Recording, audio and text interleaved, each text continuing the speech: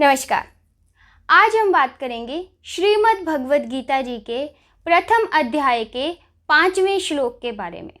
जैसा कि आप जानते हैं, अभी जो हमने पिछले वीडियोस में वर्णन किया कि दुर्योधन द्रोणाचार्य के पास जाता है और उन्हें पांडव सेना की तरफ दिखाते हुए कि ये देखिए गुरुवर कितनी बड़ी भारी सेना है, और जो उसे लगता है कि बहुत बड़े बड़े योद्धा हैं उनके बारे में एक एक करके वो द्रोणाचार्य को बता रहा है, ताकि आचार्य एक नई ऊर्जा से, एक नए जोश से भरकर दुर्योधन के पक्ष में युद्ध करने के लिए तत्पर हो जाएं।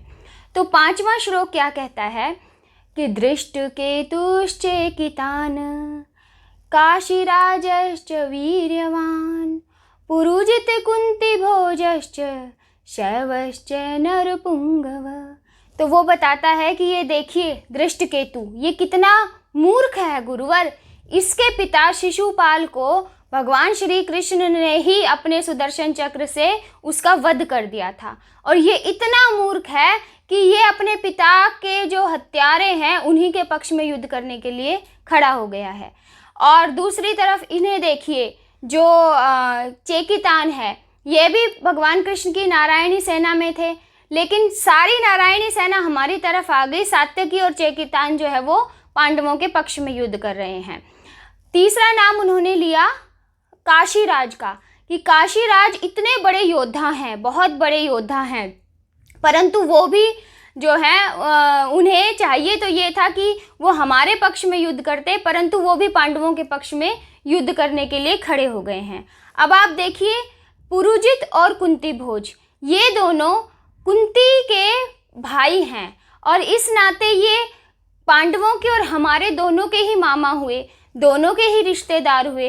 तो इन्हें तो हमारी तरफ से भी सोचना चाहिए था, परंतु ये भी अपने कुंती के पुत्रों की तरफ पक्षपात रखते हुए उस तरफ से युद्ध करने के लिए खड़े हो गए हैं। और शैव्य को देखिए, ये युधिष्ठिर के ससुर हैं और बहुत बड़े योद्धा हैं, तो युधिष्ठिर के ससुर होने के नाते ये भी हमारे रिश्तेदार हुए, परंतु ये भी उस तरफ युद्ध करने के लिए खड़े हैं।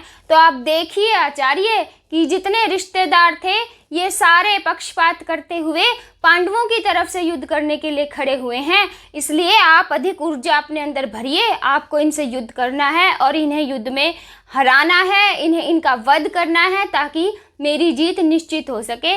इस तरह से जो दुर्योधन है वो द्रोणाचार्य को एक एक योद्धा के बारे में बताते हुए बता रहा है कि आपको इनके साथ युद्ध करना है, और ये युद्ध करना आपका बिल्कुल न्याय संगत है, क्योंकि ये लोग भी पक्षपात करके पांडवों का साथ दे रहे हैं। तो ये वर्णन था 5वें श्लोक का। आगे हम बात करेंगे 6ठे श्लोक की। तब तक के लिए नमस्कार।